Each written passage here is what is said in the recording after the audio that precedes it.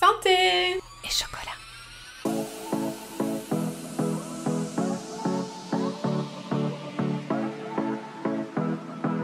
Bonjour et bienvenue dans Santé et chocolat, le podcast qui sème les graines d'une vie plus saine tout en gourmandise, où j'aborderai avec vous la nutrition selon une approche métabolique et holistique.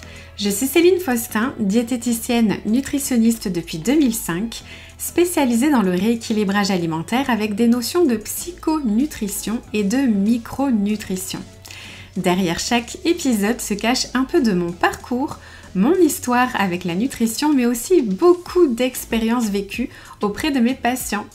La compréhension du fonctionnement de votre métabolisme est une notion essentielle à mes yeux et je vous le partage ici dans ce podcast. D'ailleurs, j'aborderai les thématiques comme la perte de poids, la productivité, la prévention santé, le sucre, des sujets qui me passionnent et qui sont la base de mes accompagnements.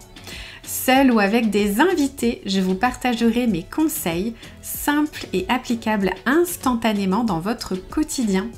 En toute sérénité, vous allez acquérir les connaissances dont vous avez besoin pour vous permettre de vous sentir bien dans votre corps, votre esprit et votre assiette. Installez-vous confortablement, prenez votre boisson préférée et un petit carnet. Je vous souhaite la bienvenue et une belle écoute. Bienvenue dans un nouvel épisode de Santé et chocolat. Je suis ravie de vous retrouver aujourd'hui pour aborder un sujet qui nous concerne toutes. Comment gérer les repas de fête quand on veut se faire plaisir sans culpabilité, tout en veillant à sa santé et à sa ligne.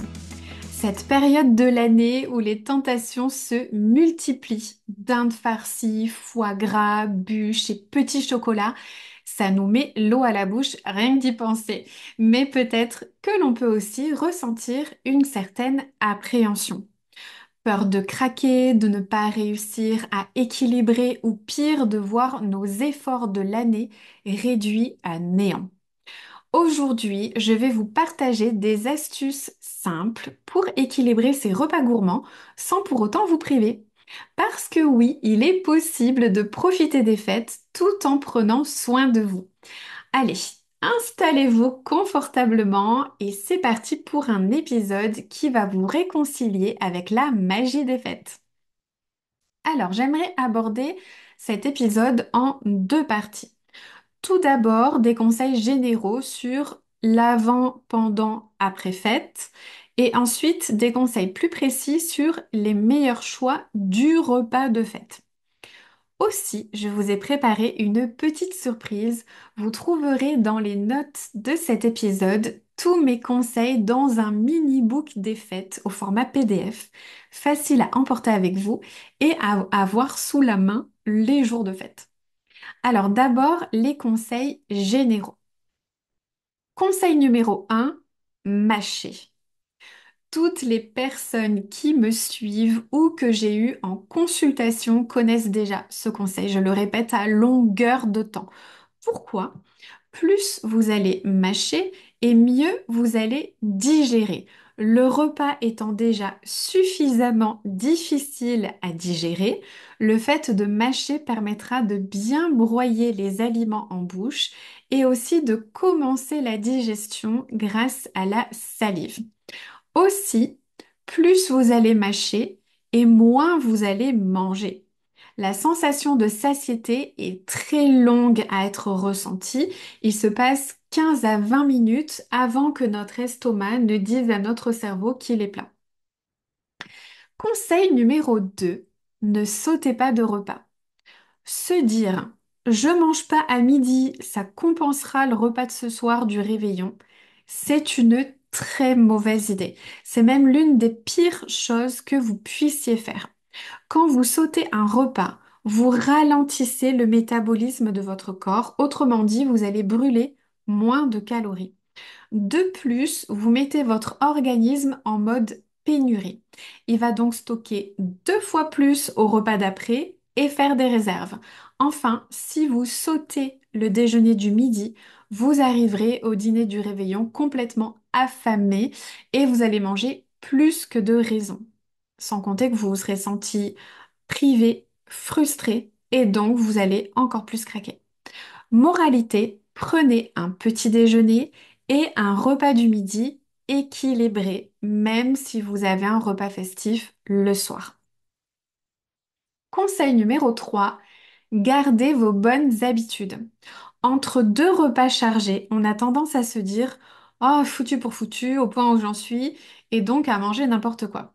Revenez à vos bonnes habitudes alimentaires. Les repas entre deux fêtes doivent être équilibrés, riches en légumes, en fruits.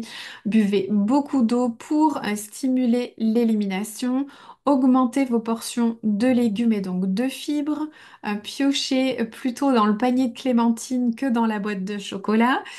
Votre organisme, en fait, il est capable de gérer un écart. En revanche, vous le mettez en difficulté si vous cumulez les excès. Après, évidemment, ne tombez pas non plus dans l'excès inverse du régime bouillon de légumes d'après-fête. Ça, c'est même traumatisant pour votre organisme. Conseil numéro 4, pas d'interdit. Loucher sur le foie gras en se disant qu'on ne peut pas en prendre, c'est tellement triste. Faites-vous plaisir. Servez-vous une tranche tout en restant raisonnable pour éviter les frustrations. Je cite le foie gras, mais ça peut être tout autre chose selon ce qui vous fait envie, évidemment. Cultiver la convivialité et le plaisir de la table, c'est quand même important. Donc, non aux privations. Ne vous stressez pas si vraiment vous voulez faire attention et limiter les excès. Admettons par exemple qu'il y ait plusieurs entrées. Ben, choisissez-en une seule, mais celle qui vous fait le plus envie. De même pour le dessert, prenez le temps de le déguster, de bien savourer, de bien mâcher. Vous serez plus vite rassasié d'ailleurs tout en le savourant. Conseil numéro 5, évitez de manger sucré en dehors des repas. En fait, le sucre sera alors digéré tout seul, il passera dans le sang tout seul en provoquant un pic de glycémie. Quand il y a un pic de glycémie, il y a sécrétion d'insuline, une hormone de stockage.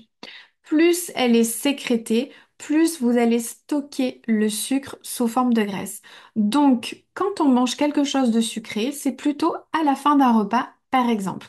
Donc, les petits chocolats de Noël, c'est OK, plutôt en dessert.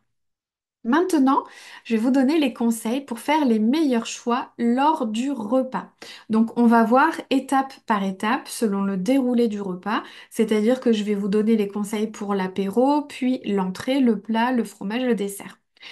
Je précise que ce sont des conseils dans le cadre où vous voudriez faire les meilleurs choix possibles.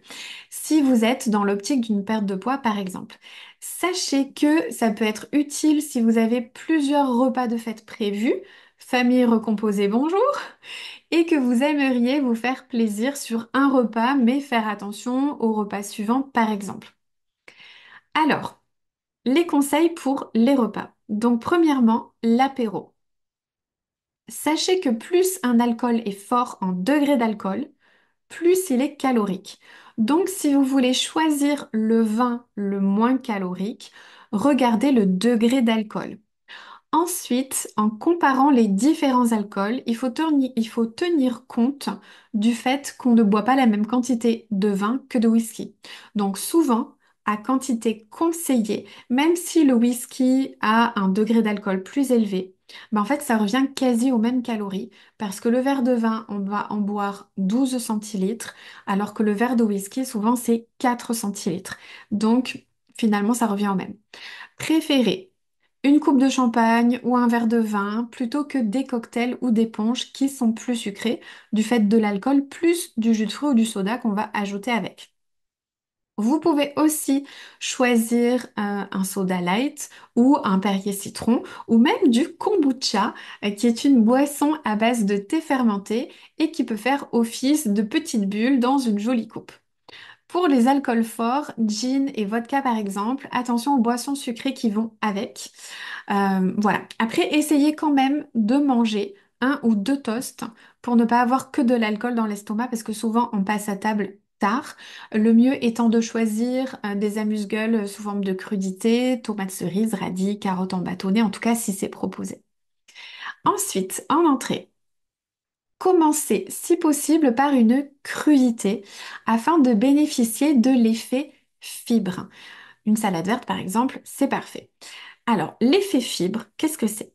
En fait, quand vous mangez une crudité, ça apporte des fibres.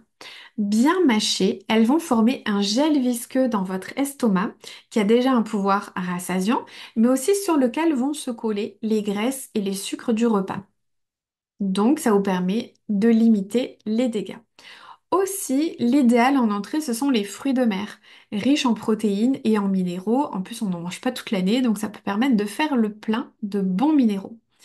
Pour le fameux foie gras, si vous souhaitez en manger, choisissez plutôt un pain de seigle ou un pain complet.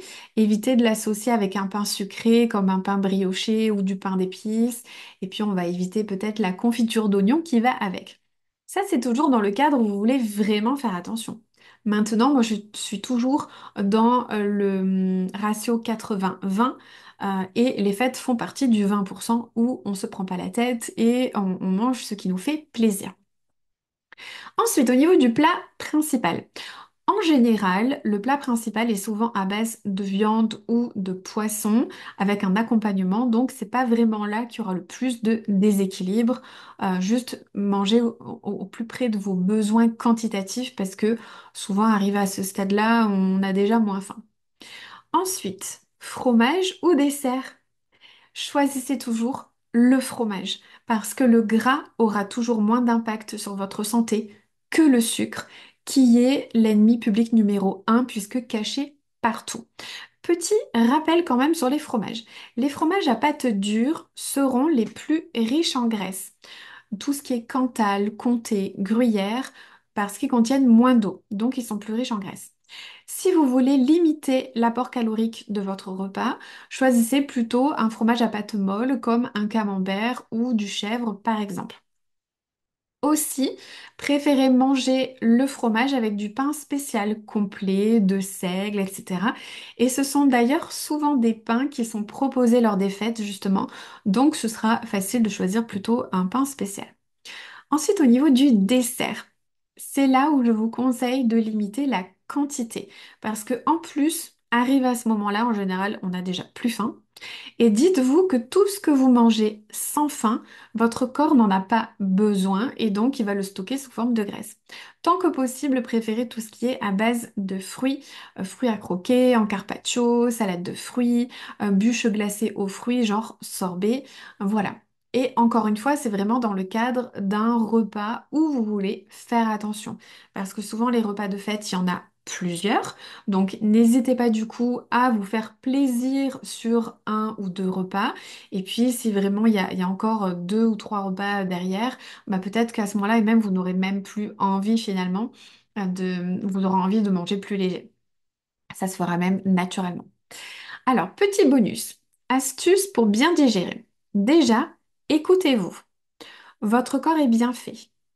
Il vous dit quand vous avez mal quelque part, par exemple, ou quand vous êtes fatigué, ou quand vous n'avez plus faim. Encore faudrait-il l'écouter. Donc, je vous conseille de bien mâcher 12 fois par bouchée en moyenne. Vous ne devez déglutir normalement que de la bouillie et de prendre le temps de manger. Mangez ce qui vous fait plaisir à votre faim. Deuxième astuce pour bien digérer, c'est de vous balader. Une petite marche digestive après le repas, ça vous aidera aussi grandement. Ensuite, évitez les excès d'alcool. Parce qu'en fait, le repas de fête, il est déjà assez riche. Donc, si on rajoute beaucoup d'alcool derrière, ça va surcharger votre foie avec ce trop plein d'alcool. Et donc, ça va vous provoquer une mauvaise digestion. Ensuite, profitez des bienfaits des tisanes. Ma préférée, c'est la tisane digestion de la marque Yogiti, qui m'avait d'ailleurs bien aidée lors de ma grossesse. Sinon, toutes les tisanes à base de gingembre, de citron, de mélisse, de sauge ou de fenouil, elles sont aussi très bien. En général, de toute façon, si vous choisissez une tisane avec nommé digestion, elle sera normalement constituée des bonnes plantes ou des bonnes épices. Ensuite, autre conseil pour bien digérer, c'est de reprendre le rythme entre deux repas. de fête. Comme je l'ai dit, ce qui est bien, c'est de profiter des repas de fête et de reprendre ensuite vos habitudes alimentaires entre les deux fêtes. Votre corps, il saura très bien gérer deux repas ponctuels séparés d'une semaine. Donc, si je peux vous donner un conseil, c'est de reprendre tout simplement votre équilibre suite à un repas festif. Et même chose, n'allez pas dans le sens complètement inverse de ne prendre que des bouillons ou de sauter des repas pour compenser. C'est une mauvaise idée. Voilà, vous connaissez maintenant mes conseils pour équilibrer vos repas de fête. J'espère que vous aurez appris plein d'astuces. Gardez à l'esprit que les fêtes n'ont lieu qu'une fois dans l'année, alors profitez-en et n'oubliez pas de télécharger votre mini-book des fêtes avec mes meilleurs conseils pour les avoir près de vous lors de repas festifs parce que du coup ces conseils sont aussi valables pour tous les repas festifs de l'année. Je vous retrouverai avec grand plaisir dans un prochain épisode. En attendant, si l'épisode du jour vous a plu, s'il vous a inspiré et motivé à prendre soin de vous dans votre quotidien, n'hésitez pas à le partager autour de vous ainsi qu'à laisser une jolie note et un avis si vous souhaitez soutenir le podcast. À très vite!